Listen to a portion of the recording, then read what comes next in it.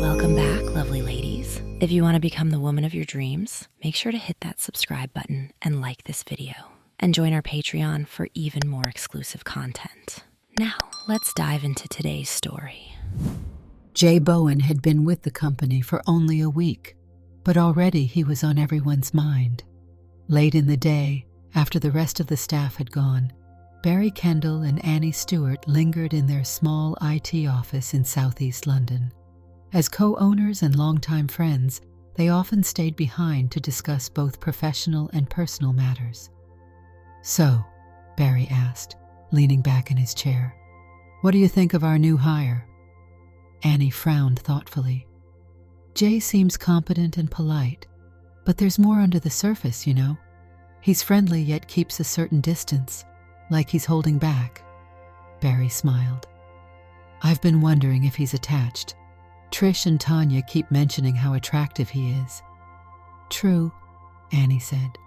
"Neither Trish nor Tanya is sure if he's into women or not. If you ask me, he hasn't made any kind of move, so they're both stumped. They even asked me if he might be gay." Barry let out a little laugh. "Oh, I can usually tell, and I don't think so. Not even close. If anything, he seems self-sufficient, maybe a bit guarded. It might just be his personality or something in his past. Anyway, I like his work ethic. The clients will love him." He did mention going to the ballet the other day, and at lunch he was reading a historical book about ancient Greece. Barry nodded. "He's cultured. Let's see if he warms up socially. Perhaps we could all go for a drink on Friday. That might ease him out of his shell." "Great idea," Annie said as she got up. "I'll tell Trish and Tanya in the morning. We can all slip out early and see if Jay wants to come." Meanwhile, Jay himself was at his small basement flat in Kentish Town. Spread out on his kitchen table was an ordnance survey map of the Kent countryside. His plan was to do a long hike that upcoming weekend, stay overnight in a rustic inn, and return by Sunday evening. After fine-tuning some details, Jay ate dinner, washed up, and then watched an old cricket series on his television before heading to bed, savoring the thought that life was going rather smoothly. The next morning at the office, Annie made her announcement.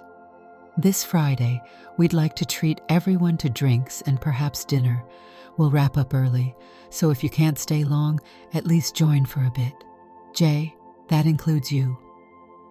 Trish and Tanya looked delighted, and Jay smiled in agreement. Barry chose a pub called Saved by the Bell, explaining it had once been next to a small boxing arena. At 3:30 on Friday, he herded everyone out. The pub's interior was dim, its beams warped from age, and its walls were filled with old pictures of boxers. A small crowd of tired laborers in dusty clothes sat in a corner, nursing pints. They found a table easily. Barry brought over a round. A Guinness for Jay, gin and tonics for himself, Annie, Trish, and Tanya. He raised his glass. "Here's to our newest team member, Jay, and a bright future at our little firm." They toasted and clinked glasses. Trish said, "We're thrilled you're on board, Jay. It's nice to have someone calm and steady around." Tanya grinned. "We were hoping to get to know you better. If you don't mind, maybe we can each ask you a question." Jay shrugged, giving a small, good-natured smirk. "Sure, as long as it's not too personal." Trish, a cheerful blonde, started things off. "Where did you grow up, and how did you end up here?" "Well," Jay replied, "I'm from a town just outside Gloucester. Went to school there, studied computer science at Warwick, traveled for a while, then landed in London. Barry and Annie were kind enough to hire me." "Where did you travel?" asked Tanya. "Mostly South America. Colombia, Peru, Ecuador, Chile, a bit of Argentina. Trekked around, ran out of money, came back, finished my degree." Tanya's eyes sparkled. "That's quite adventurous." Jay laughed softly. "I liked the trekking best, though my Spanish was rough at first. It got better pretty fast." Annie cleared her throat. "I gather you enjoy ballet. Where did that start?" Jay set his glass down. I had a younger brother, Ricky, who was passionate about it, so I went along a few times. Found it extremely tough, though. Ballet dancers are ridiculously strong. I never had the dedication for it, but I love watching shows at Covent Garden. Is he still dancing? Annie asked gently. Jay looked away. He passed away 4 years ago. A hush fell. Annie apologized for bringing it up, but Jay said she had no reason to feel bad. You couldn't have known, he added quietly. Let's just say it's been difficult. To break the tension, Barry waved toward the bar. Time for another round. He got up, weaving carefully among the growing crowd. Meanwhile, the table next to them filled with 2 men who gave off an unfriendly vibe. One muttered something to the other, casting a sneer Barry's way. Jay picked up on the comment, something insulting. He frowned, but stayed put. Tanya began chatting to fill the awkward gap. My sibling Ray has been exploring how to present. Some days Ray is Ray, other days Ray is Raylene. It's been complicated, but at least I can support them. Jay nodded. I can imagine it's challenging. Tanya sighed. It's mostly a couple of guys in our area, 2 nasty brothers who harass Ray. They live nearby in Holloway. The police can't do much unless something serious happens. Just then, Barry stood and headed to the corridor toward the toilets. The bigger of the 2 men at the next table followed him. As soon as that man was gone, Jay heard the other snicker. Jay's instincts lit up like a warning sign. Jay spoke softly to the group. Ladies, you'd better step outside. Hang around near the entrance. I'll see what's happening. They looked alarmed, but, sensing Jay's urgency, they slipped out. Jay stood, walked quickly through the narrow hallway into the gents, and found the big man gripping Barry's collar, trying to force him toward an open cubicle. Barry's trousers were stained, presumably from being interrupted at the urinal. Jay's voice cut through the commotion, low but firm. Let him go. The man jerked Barry around. Who do you think you are? Another freak? Jay's expression hardened. I said, let him go. The thug shoved Barry aside. Barry hit the floor, trembling with shock and embarrassment. The man towered over Jay, fists clenched, but bullies often rely on intimidation more than skill. Jay had done enough combat sports to know he could dispatch this guy quickly. The man lunged. Jay snapped in with 2 lightning blows to his midsection. The brute sagged, gasping, and Jay followed with a sharp elbow that put him down. Barry, shaken, managed to stand. Jay led him to the door. Go find the others, Jay said quietly. I'll be right out. Barry scurried away. Jay shot a final withering look at the unconscious bully, then stepped out into the main area and told the bartender that the men's toilet was in bad shape. Outside, he found everyone waiting.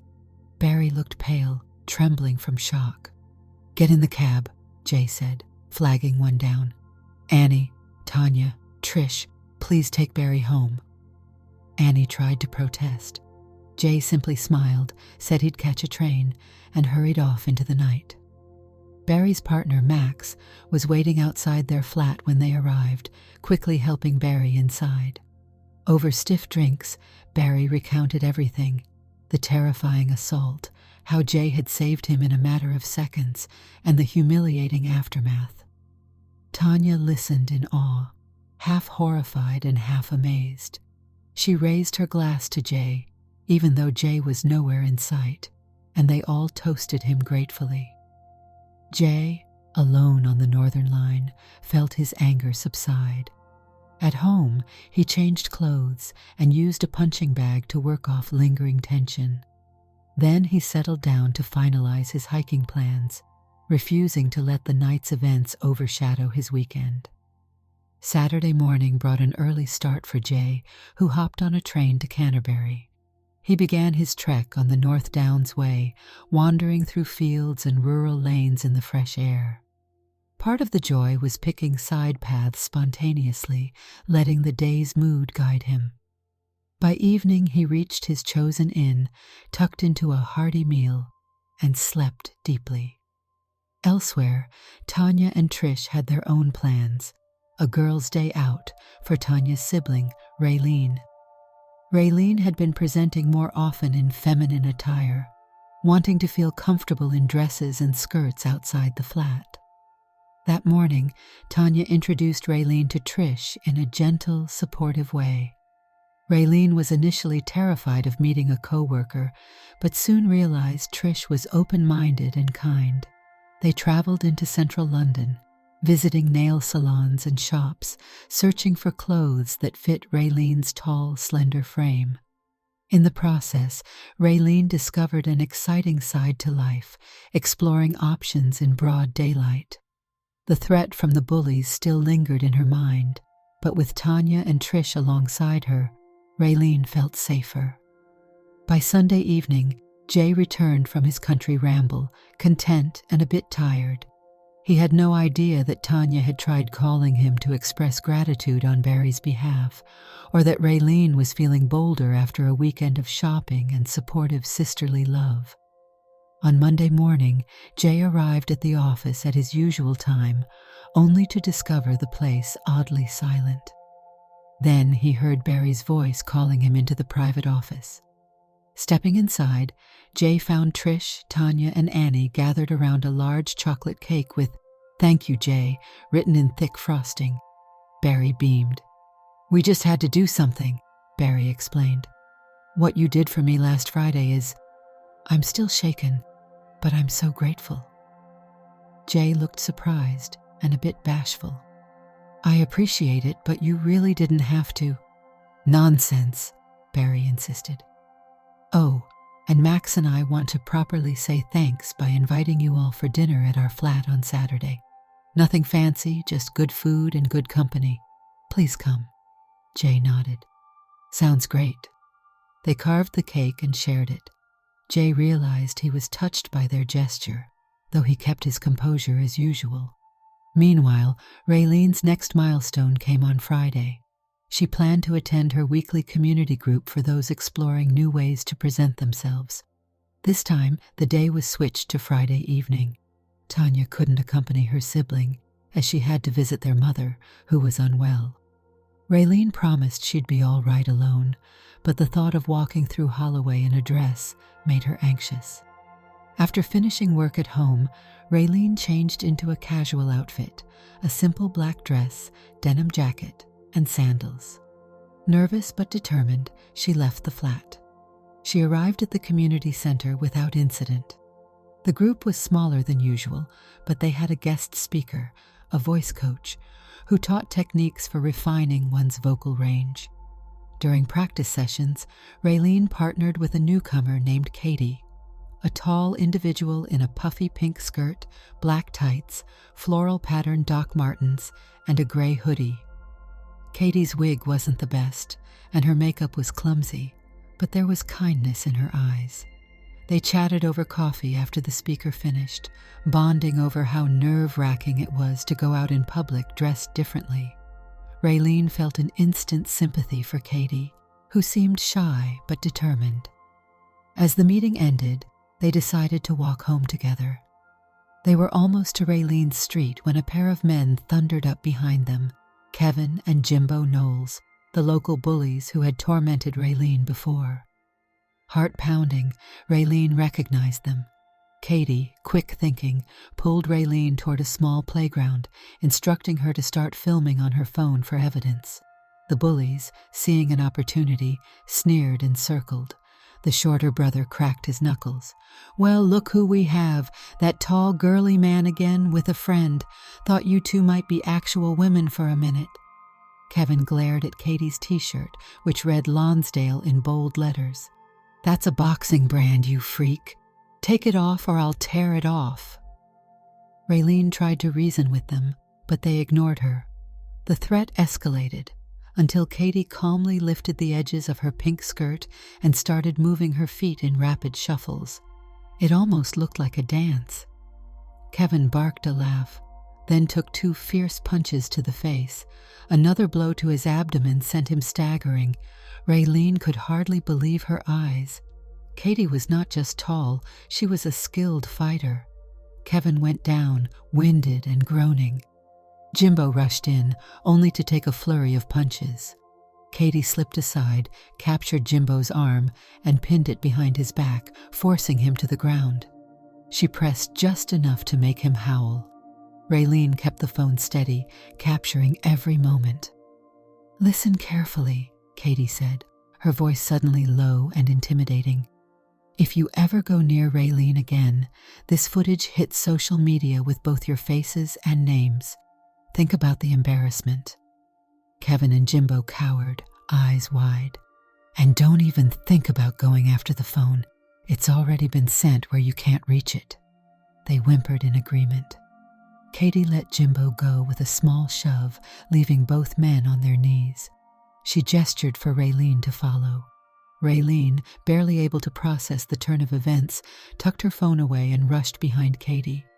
Outside Raylene's flat, Katie gave her a long, reassuring look. "It's done. They won't bother you again. Send me the footage. If you ever need anything, let me know. I've got your back no matter how you present." Raylene, voice trembling with gratitude, whispered, "Thank you," and stepped inside. When Tanya finally got home past midnight, she found Raylene still awake, pale from adrenaline. Raylene explained how Katie fought off the bullies and how she'd recorded it on her phone. Tanya asked to see the video. The moment it played, Tanya shrieked in astonishment. "That's Jay! Our Jay from work!" Raylene was stunned. She hadn't recognized him behind the wig and makeup. They watched the footage again, thoroughly amazed. They decided to share this news only with each other for the moment, wanting to tell Jay face to face. Tanya hardly slept, thinking about the ways Jay kept his life under wraps.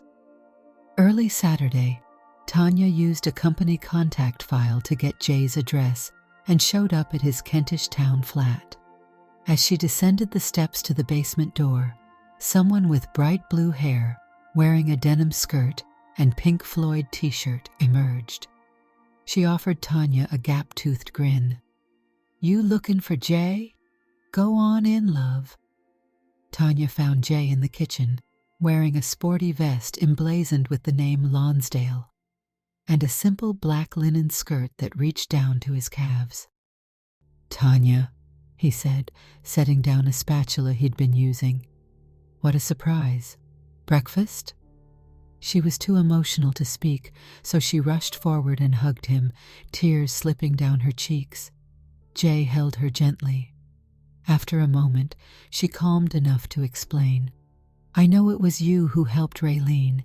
You dressed up so she wouldn't have to face those bullies alone. Thank you." Jay set 2 plates of bacon and eggs on the table. They both sat. Tanya described how Raylene had changed overnight, lighter, more confident. "But why, Jay?" she asked. "It's brave, but also risky." He paused, seeming a bit hesitant. "I've seen too many people hurt for being different. It reminds me of something deeply personal. Let's say I dislike bullies, and I knew about Raylene's troubles after hearing you talk about it last week. When I saw how much you love your sibling, I wanted to step in. So that's that." Tanya's eyes shone. "You're an incredible person, you know, and you look so at ease in a skirt. Does it mean the same thing as it does for Raylene?" Jay shook his head. "No, I'm not like Raylene. I just like wearing skirts, sometimes dresses. I don't feel the need to look entirely feminine, and ironically, that's even harder for some people to understand." Tanya reached for his hand. "I admire it. I'd love to go out with you no matter what you wear." Jay blinked. "Really? You wouldn't mind?" She laughed. "Mind? I think it's fantastic. Wear a skirt to Barry's dinner tonight if you like." Jay looked unsure. "Not sure that's the right venue." "Trust me," Tanya said. "Barry is open-minded. Annie too. They'll probably celebrate your choice." They ended up spending the day shopping in central London, looking for clothes that fit Jay's style. Jay had always been partial to understated colors, but Tanya insisted he try bolder pieces as well: leather skirts, colorful tops, a few stylish shoes. They found a hair salon that shaved Jay's hair into a short, spiky style, amplifying his slightly edgy vibe. During lunch, Tanya teased him, "You're going to turn heads tonight. Just watch." He gave her a wry smile. "I really appreciate you helping me. I haven't had that kind of support before." By mid-afternoon, they had collected several bags of new outfits for Jay. They parted ways briefly so Tanya could get ready at her own place, while Jay returned to his flat, thinking about how drastically life had changed in only a couple of weeks. At 6:30, the doorbell rang. Tanya and Raylene were outside, but Barry had sent a Ferrari taxi, a sign of extravagance that made Jay chuckle. Raylene looked radiantly happy in a floral dress Tanya had picked out for her. "Thank you again," she told Jay, eyes wet with emotion. "I can't tell you how different everything feels now." Jay, wearing a green patterned skirt, a simple black top, and a black blazer, stepped forward, giving Raylene a gentle smile. "No need to thank me anymore. You deserve to feel safe."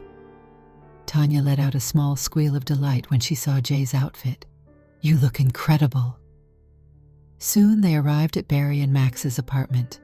The moment Barry greeted them, he took Jay's jacket, then stopped in astonishment.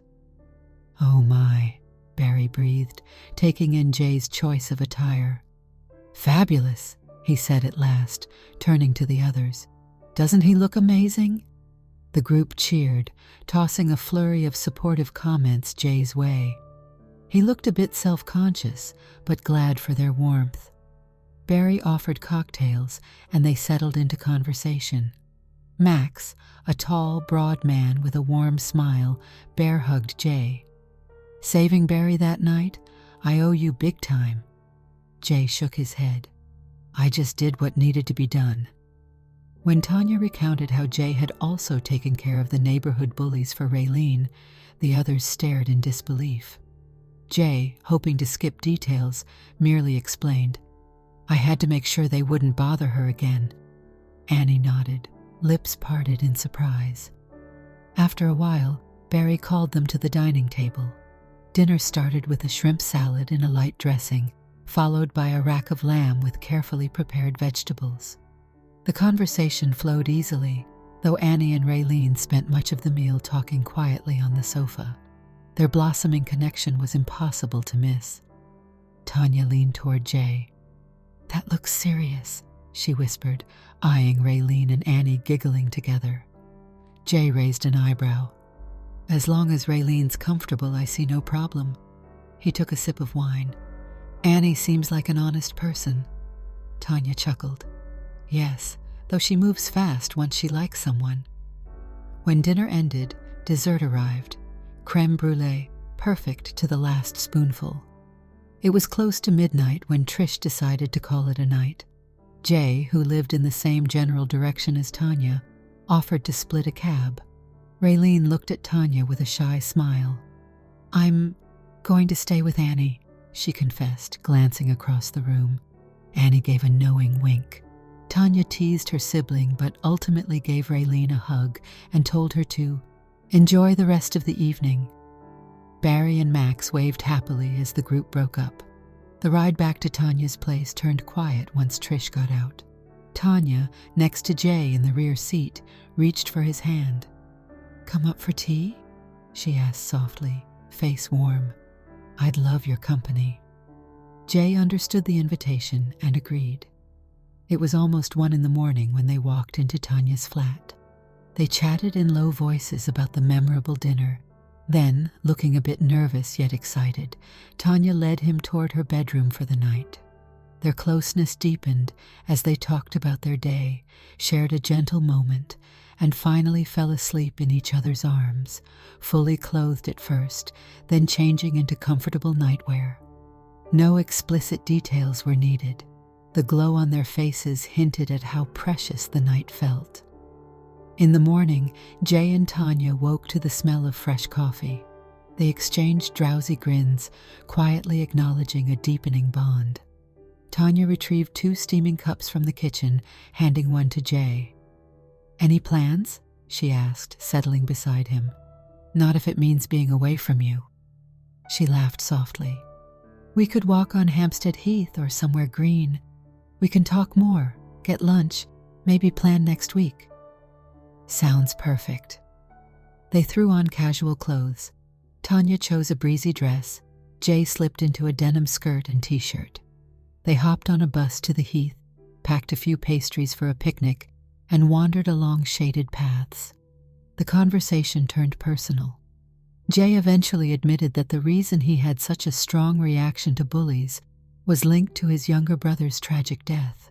He also alluded to a dark time when he was older, involving people who tried to humiliate him for cross-dressing. Tanya listened, occasionally squeezing his hand. She offered quiet support rather than pressing him to relive painful details. By mid-afternoon, they decided to circle back. Tanya checked her phone. Raylene texted, "She's staying another night with Annie and might be moving in permanently." She glanced at Jay.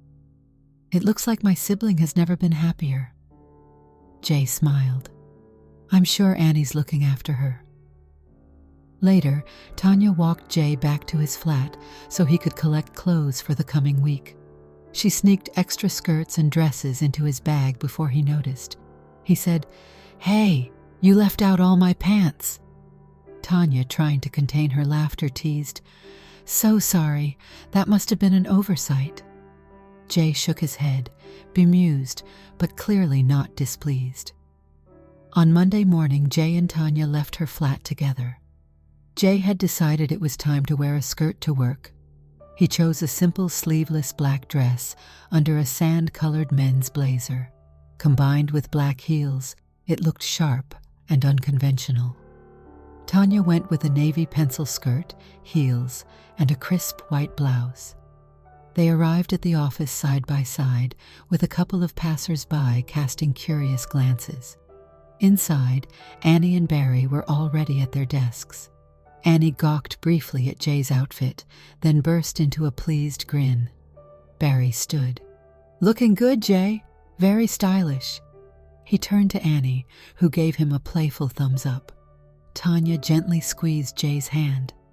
"It's just the start of the day, but you've already brought something new into this office." Jay took a breath, scanning the room with a certain sense of relief. "Well then, let's get to work." He caught Tanya's eye, and her quiet smile told him everything he needed to know. They had a long day ahead, clients to call, projects to plan, and potential fires to put out. But for the first time in a while, Jay felt genuinely at ease, ready for whatever came next. Did you like the story? Hit that like button and tell me what you thought in the comments. Do you want to hear more stories? Subscribe and hit the bell. For exclusive content and early access, check out our Patreon. You can find the link in the description, or you can watch any of the videos shown on my right. Thank you for watching and see you in the next video.